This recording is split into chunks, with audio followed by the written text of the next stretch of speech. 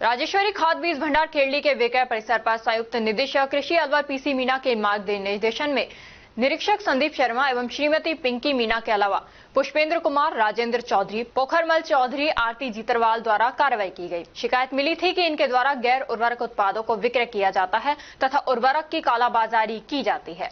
इस पर फर्म के निरीक्षण के दौरान 573 किलोग्राम और गैर उर्वरक उत्पाद मौके पर पाए गए, जिसको निरीक्षक संदीप शर्मा के द्वारा जब्त किया गया है।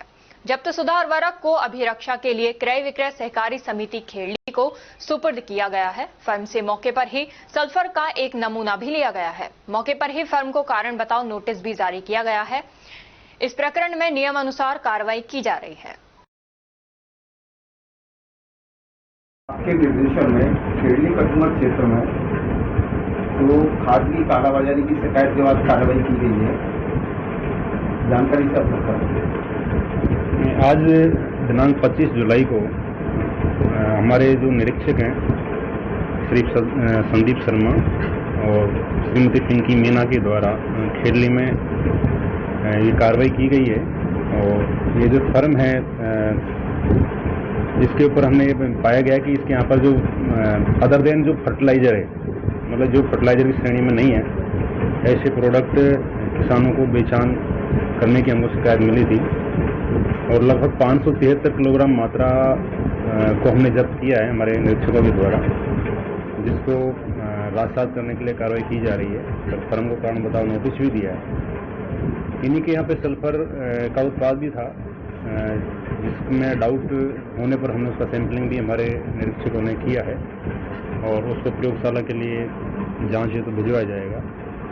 और मेनली जो शिकायत यहाँ पे कालाबाजारी की मिली थी, इसमें चूंकि एक दो फर्मों के पास ही फर्टिलाइजर यहाँ पे उपलब्ध था और हमने प्रयास भी किया था एक दो किसानों को भेज के भाई मौके पर कालाबाजारी का प्रकरण हमारा तैयार हो जाए, लेकिन वो जो किसान है उसको ये बताया गया भाई ठीक है कि हमारे यहाँ पे अभी खाद है नहीं।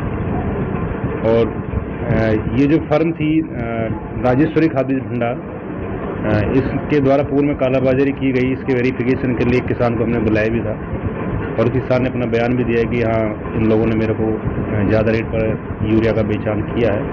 तो किसान के भी हमने बयान दर्ज किए हैं, जिसके सत्यापन के लिए हम दूसरे किसानों के भी बयान लेंगे जिन किसानों को इस फर्म के द्वारा बेचान किया गया है। तो इसमें कोई दोहराई नहीं कि फर्म के यहाँ पर कुछ अनियमितताएं मिली हैं, जिसका हमारे निरीक्षकों ने निरीक्षण नामांकन किया है और नियमानुसार फर्म के विरुद्ध कार्रवाई अमल में लाई जाएगी। कालाबाजारी करने वालों के लिए आप क्या संदेश देना चाहेंगे? कालाबाजारी यदि कोई डीलर करता है तो निश्चित रूप से गलत बात है और इसमें हमारा सभी विक्रेता बंधुओं से यही आग्रह रहेगा कि कोई भी विक्रेता बंधु किसान के लिए कालाबाजारी नहीं करें और जो फर्टिलाइजर की जो निर्धारित रेट है उसी रेट पर बेचान करें। यदि कोई विक्रेता कालाबाजारी करते हुए पाया गया तो निश्चित रूप से उसके लाइसेंस के निलंबन या टर्मिनेशन की कार्रवाई अमल में लाई जाएगी।